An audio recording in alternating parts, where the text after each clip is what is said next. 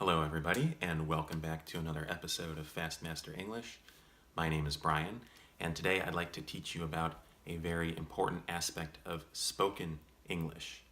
We're going to learn about contractions and reductions. It's very important to understand these concepts to better comprehend spoken American English, or the English that we use in everyday conversations. So let's start by taking a look at contractions. So contractions occur when we combine one word with another word with the use of an apostrophe. They are considered grammatically correct and used in certain written situations, but not often in formal writing. However, we use them very often in spoken English. So let's look at some common examples of contractions. I and am becomes I'm. There and is becomes theirs. They and are becomes their. In these three examples, we simply remove the first letter of the second word, replace it with an apostrophe, and join them together. When we have a contraction with the word not, such as isn't, it's simply a combination of the words is and not. We remove the O, replace it with an apostrophe, and then combine them. So again, is not becomes isn't. And won't is another example, but this is one of the few irregular contractions, so will not becomes won't. Now, under most circumstances, when we have the opportunity to use a contraction in speech, we will do so about 90% of the time. The only times we wouldn't contract the words are in very formal situations when we just want to say the words separately, or if we're looking to stress a specific part of a sentence, which gets into another topic entirely, which is for another video. So, moving on to reductions. Reductions are combinations of words or a change in pronunciation which helps facilitate speech. These are not considered grammatically correct, so they will never be used in formal writing, only in speech.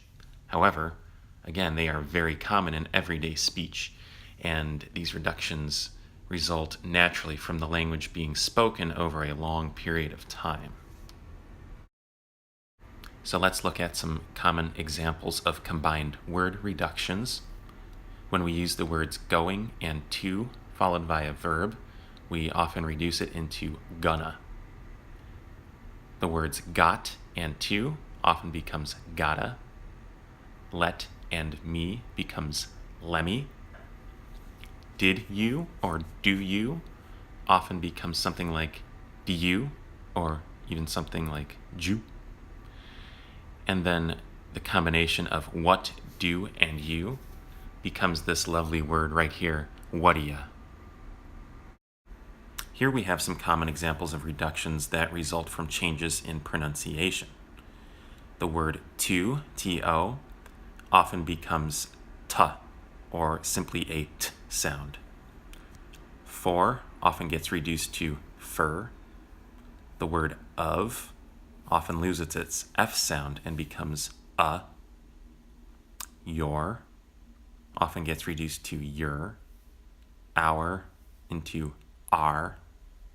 And going, or any word that ends in ing for that matter, often loses its G sound, so in this case, going becomes goin'.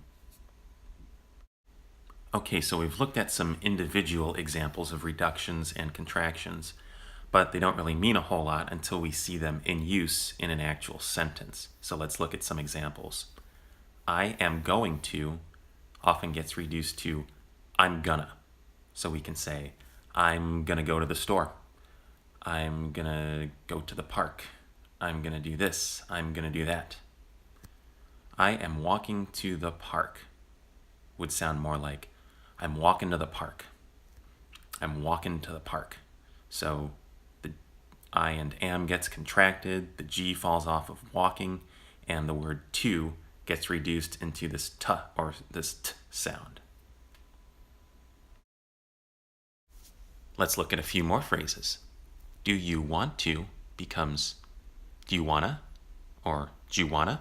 So I could say, for example, do you want to go out for dinner tonight? Or do you want to see a movie? Then we have, what do you want for your birthday? This becomes, what do you want for your birthday? What do you want for your birthday? So we see this lovely word again, what do ya? And then for and your become reduced into fur and year. So what do you want for your birthday? It's much easier for us to say than what do you want for your birthday? So again, these are the most common examples. And remember, they're used all the time. So listen to native materials, listen to native speakers, and learn them. When you feel more comfortable about contractions and reductions, you can even use them in your speech because they're such a natural part of spoken English. Hopefully you enjoyed today's episode. And remember, you can see my other videos on my YouTube channel and also on my Facebook page. And if you haven't signed up for my email newsletter, you can do so on my Facebook page at www.facebook.com/FastmasterEnglish. Until next time.